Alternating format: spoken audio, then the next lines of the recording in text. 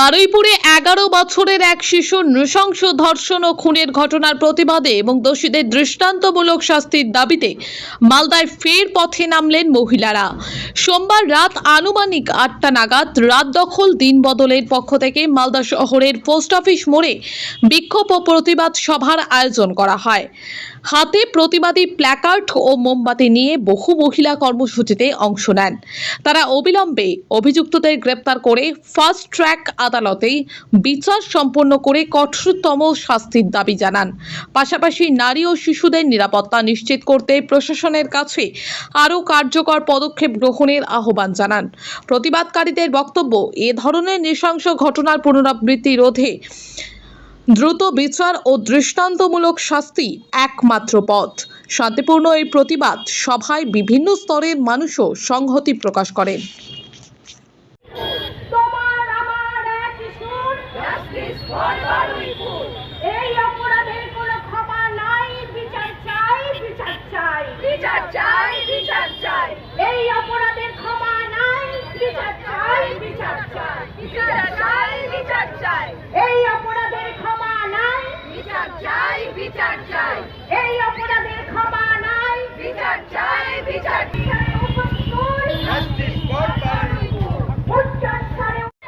বলছি, আজকে আপনারা ফোয়ারা মোড়ে কি নিয়ে প্রোটেস্ট করলেন?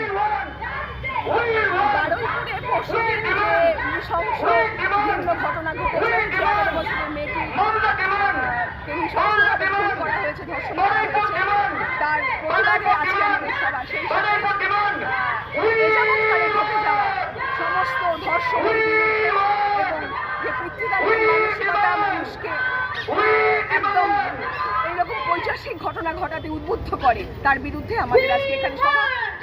আমরা জাস্টিস চাই, এই সমস্ত ঘটনা যাতে না ঘটে তার জন্য রাষ্ট্রকে, প্রশাসনকে, সরকারকে যে নীতিগুলো নেওয়া দরকার আমরা বারবার বলে আসছি, আর যে করে আন্দোলন সময় থেকে সেইগুলোকে যাতে আগামীতে, যেমন একদম প্রাথমিক লেভেল থেকে লিঙ্গ সাম্যের কথা, একটি বাচ্চা মেয়েকে যার যৌন ভালো করে তৈরি হয়নি এখনো, তাকে 3 জন মিলে ধর্ষণ করে খুন করেন, এইরকম মানসিকতা কি করে তৈরি হয়? এই জন্য পরিবার সমাজের দায়ী, রাষ্ট্র দায়ী। রাষ্ট্র ছোট থেকে বাচ্চাদেরকে সেইভাবে সেই পরিকাঠামো দিতে পারছে না, পরিবার সেই পরিকাঠামো দিতে পারছে না, সমাজ সেই পরিকাঠামো দিতে পারছে না বলে এই ঘটনাগুলো ঘটছে। আমরা এটাই মনে করি, তাই আজকে সবাই থেকে আমরা রাত দখলের মধ্যে দিয়ে আমরা রাত দখলের পক্ষ থেকে মালদার ফোয়ারা মোড়ে আজকের প্রতিবাদ সভা করছি।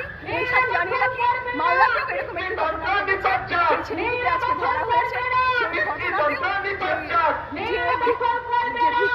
সেখানে সঠিক পরিষেবা পায়, তার যেন সবকিছু গোপনীয়তা রক্ষা করা হয় এবং যে লোকটি ছেলেটি এই কাজটির সঙ্গে যুক্ত তাদের কঠোর শাস্তি হয়।